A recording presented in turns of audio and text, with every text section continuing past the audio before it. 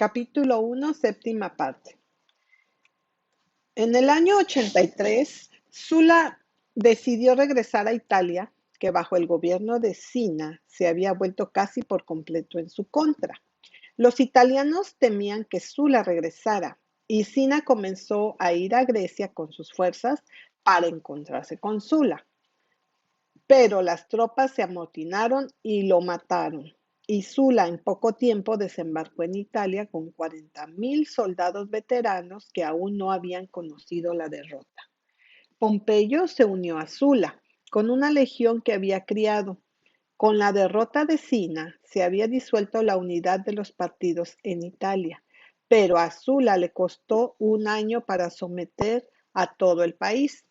Tan pronto como había asegurado su posición, entró en un curso de asesinato continuo y sistemático de todos los que en cualquier forma habían dado apoyo a Cinna o a Marius. Él tenía al Senado para nombrarlo dictador, lo que lo convirtió en el amo de todo y de todos en Italia.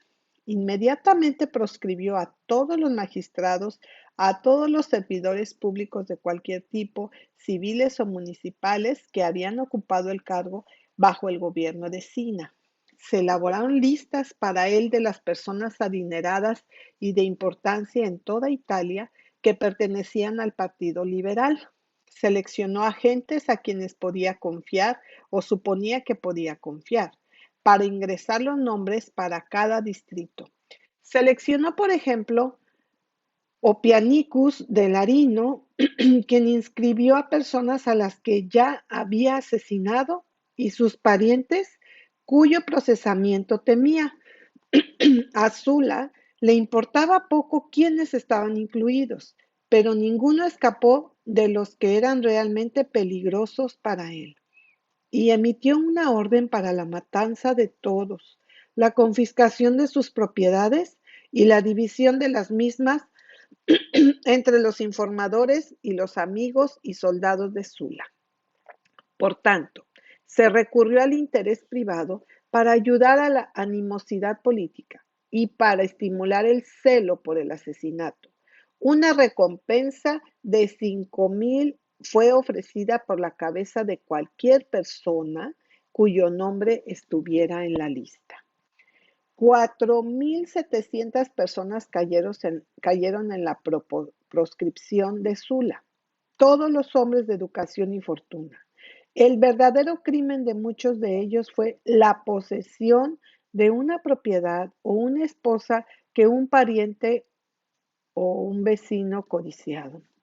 El crimen alegado contra todos fue la opinión de que la gente de casa e Italia tenían derechos que merecían consideración, así como a los senadores y nobles. Los partidos liberales se extinguieron en su propia sangre. Sus fincas se dividieron en 120.000 asignaciones, que se distribuían entre los amigos, soldados o libertos de Sulla. La lauda reforma de los Gracchi fue adoptada burlonamente para crear una guarnición aristocrática permanente. No hubo juicios, no hubo indultos. El informe común o la información privada era a la vez acusación y prueba, y la acusación era en sí misma condena. Freud. La reforma era popular y Sulla debía ser un reformador, pero la suya fue una reforma que pretendía ser el Senado tanto supremo como absoluto. Él ya mientras había sido cónsul en el año 88 a.C., había paralizado el poder tanto de los tribunos como el del pueblo, al aprobar una ley que no debía hacerse ninguna propuesta a la Asamblea sin la aprobación del Senado. Y ahora el valor del cargo de tribuno se redujo mediante la disposición de que quien llegara a ser tribuno nunca debería ser elegido posteriormente para otro cargo. En otra forma, también disminuyó el poder del pueblo. Él promulgó una ley por la que ningún hombre debía de ser elegido cónsul sin 3 años. y que no había pretor o cuestor y que nadie debía ser nombrado cónsul por segunda vez en 10 años. Él también tomó completamente lejos de los caballeros el derecho de sentarse como el Tribunal de Justicia y devolvió al Senado este privilegio. Como el asunto de la elección de tribunos y cónsules había privado hasta ahora al pueblo del ejercicio de su poder, ahora fue más allá y promulgó una ley que la asamblea del pueblo ni siquiera debería ser convocada sin la sanción del Senado. Pero el golpe más pesado de todo lo que hizo contra el pueblo fue abolir por completo las concesiones de grano y callar al público los graneros. Así, el poder del Senado se hizo absoluto y para asegurarlo, 10,000 esclavos fueron liberados y fueron formados en una guardia senatorial. Pero en el orden existente de las cosas era imposible que tal poder pudiera ser respetado o que pudiera ejercerse durante mucho tiempo. El único medio por lo que Sula pudo crear tal poder fue el ejército que estaba tan enteramente dedicado a sí mismo.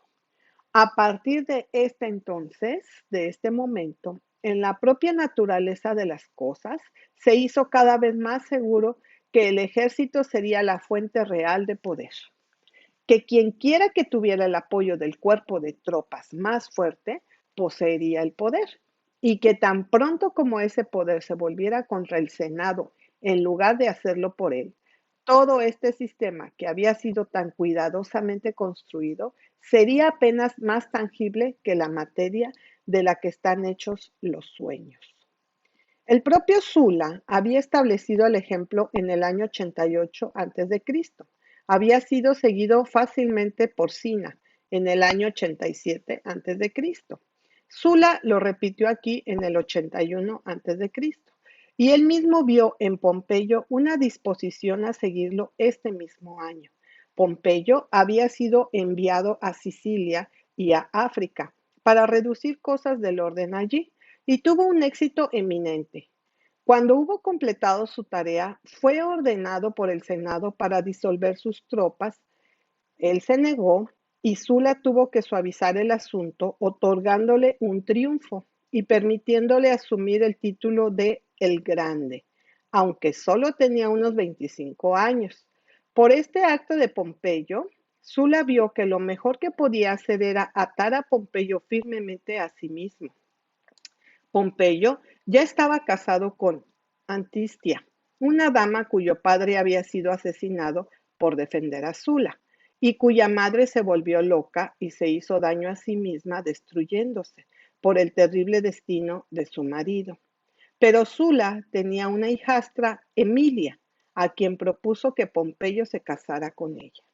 Emilia ya estaba casada y estaba embarazada en ese momento. Sin embargo, por invitación de Sula, Pompeyo se divorció de Antistia y se casó con Emilia. Había en ese momento otro joven en Roma que era para Sula de interés para ganar también y propuso asegurar su lealtad de la misma manera que había ganado a Pompeyo. Ese joven fue Julio César.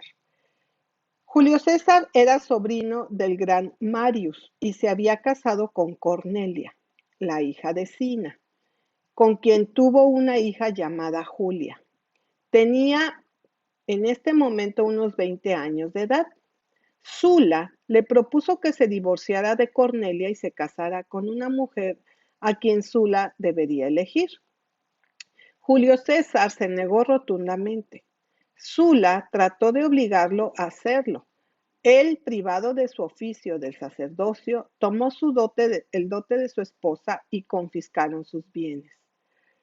Tomó, pero Julio César, no cedería ni una pulgada. Por consiguiente, Sula contrató asesinos para matarlo y solo escapó sobornando a los asesinos. Los amigos de Julio César intercedieron y finalmente obtuvieron su perdón. Pero él, no dispuesto a confiar en sí mismo al alcance de Sula, dejó Italia y se unió al ejército en Asia. En el año 79 a.C., Sula renunció a su dictadura y murió al año siguiente.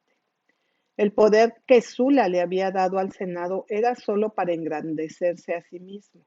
Como no se podía celebrar elecciones sin el nombramiento del Senado, las elecciones pronto quedaron bajo el control de los círculos y comités senatoriales, y ningún candidato podía tener la esperanza de triunfar si no tenía el favor del Senado. Y el medio más seguro para asegurar el favor del partido senatorial era la posesión de riquezas y una voluntad de gastarlo para conseguir una oficina. La distribución de la tierra por Sula no había funcionado mejor que la de los Gracchi, ni tampoco tan bien, porque eso había 40 años de degeneración y violencia política y una parte del tiempo casi anarquía. La extravagancia en la vida había aumentado a un ritmo rápido entre todas las clases. Entre los realmente ricos, en un ostentoso exhibicionismo o el agotamiento del placer. Entre los de fortunas moderadas, en un esfuerzo por imitar las costumbres de los ricos, e incluso entre los pobres, debido a la distribución prácticamente gratuita de trigo. La mayor parte de su vida no podían obtener nada. No era posible que cultivaran hábitos económicos. Fue bastante fácil de distribuir tierra a los que no tenían tierra ni dinero. La dificultad fue mantenerlo distribuido. Aquellos a quienes Sula había distribuido la tierra, especialmente sus soldados, vivían mucho más allá de sus medios. Sus tierras pronto fueron hipotecadas y finalmente confiscadas, cayendo una vez más en manos de los ricos propietarios de tierras, para ser trabajadas por esclavos, mientras que los ciudadanos libres se apiñaban de nuevo en las ciudades. Además del gran número de esclavos que se utilizaron en granjas y tiendas en toda Italia, había muchos que fueron mantenidos y entrenados para luchar entre sí en el anfiteatro, únicamente para el entretenimiento de la población. Nada pudo hacer a una persona tan popular como exponer a algunas parejas de gladiadores en el circo para que se matasen entre sí. En Capua, a unas 75 millas al sur de Roma, fue la escuela de entrenamiento más famosa para gladiadores. En el año 73 a.C., 200 de estos gladiadores liberados por Espartaco se separaron de sus establos en Capua y pronto se les unieron esclavos fugitivos de todos los alrededores del país, en tal número que en poco tiempo Espartaco se encontró a la cabeza de 70,000 hombres dispuestos a cualquier tipo de acción desesperada. Durante 2 años sembraron el terror de un extremo de Italia al otro, hasta que Pompeyo y Craso condujeron un ejército y aniquilaron a todo el ejército en el año 71 a.C. Espartaco fue asesinado, espada en mano, y 6,000 cautivos fueron crucificados a lo largo de la carretera de Capua a Roma. Pompeyo y Craso fueron nombrados cónsules para el año 70 a.C. La legislación de Sula se deshizo y todo retrocedió como estaba antes, excepto que la prerrogativa de sentarse como tribunal de justicia no fue restituida por completo a los caballeros. Este privilegio, que los senadores habían vuelto a prostituir para sus antiguos propósitos, y como tampoco se podía confiar plenamente en los caballeros, la corte ahora estaría compuesta por 2 tercios de caballeros y 1 tercio de senadores. El poder de los tribunos se restauró por completo. También el derecho del pueblo a reunirse según su propio deseo. Se volvieron a abrir los graneros públicos. La mafia fue feliz, el Senado estaba amargado y el camino estaba nuevamente abierto a la ola de violencia política que siguió inmediatamente. César, Julio César, ahora se estaba volviendo popular rápidamente. Él y Bibulus habían sido elegidos édiles para el año 65 a.C., cuyo puesto era hacerse cargo de los edificios públicos y los juegos y teatros. Se esperaba que decoraran la ciudad con nuevos ornamentos para entretener a la gente con magníficos espectáculos. Julio César se desenvolvió tan bien en esto que se convirtió en el favorito de toda la multitud de gente. Luego, cuando sintió que su influencia se volvía más firmemente establecida, puso en marcha una investigación sobre la proscripción que había llevado a cabo Sula. Un comité de investigación se nombró, del cual el propio Julio César fue nombrado presidente. En el momento en que el techo de la casa del Senado había sido arrancado y Saturninos y Glaucia fueron arrojados a la muerte con tejas, el padre de Titus Labieno había sido asesinado. Uno de los involucrados en la masacre en ese momento era Rabirius, y aunque ahora Labieno era un hombre muy anciano, lo procesó ante el comité de César por el asesinato de su padre. Rabirius fue condenado, pero apeló a la gente que no podía ver claramente cómo era condenado por una culpa que era común a toda la aristocracia. Y aunque fue absuelto, eligió mostrar al partido senatorial que no había respeto para ellos. La gente decidió hacer de Julio César el jefe de religión al elegirlo para el cargo de Pontífice Maximus, que quedó vacante justo en este momento. Este era el mayor honor que puede recibir un ciudadano romano.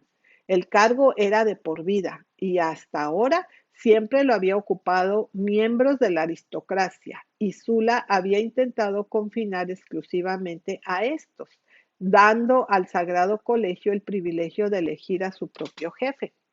Labieno, siendo tribuno, había logrado llevar a cabo una votación en la asamblea por la cual este privilegio fue reanudado por el pueblo.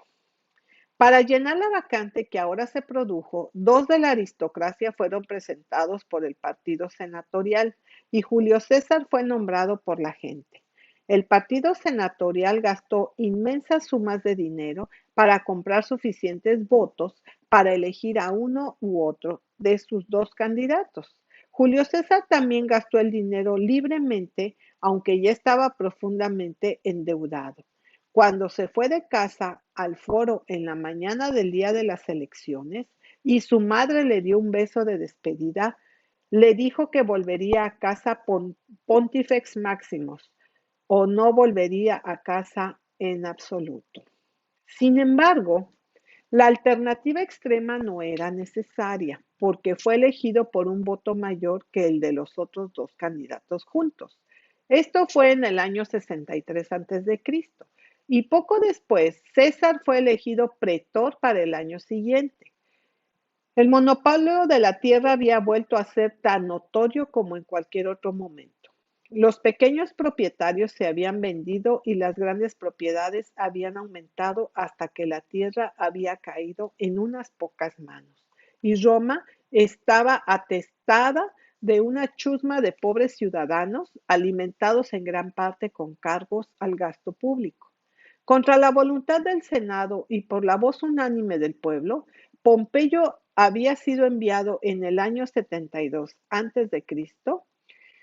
al este con Mitrídates, quien había vuelto a afirmar con fuerza su poder. Pompeyo fue victorioso en todas partes y sus conquistas en Oriente habían traído al Estado grandes cantidades de tierra, y su conducta honesta en estos asuntos había llenado la tesorería de dinero. Esta fue una gran oportunidad para la reforma.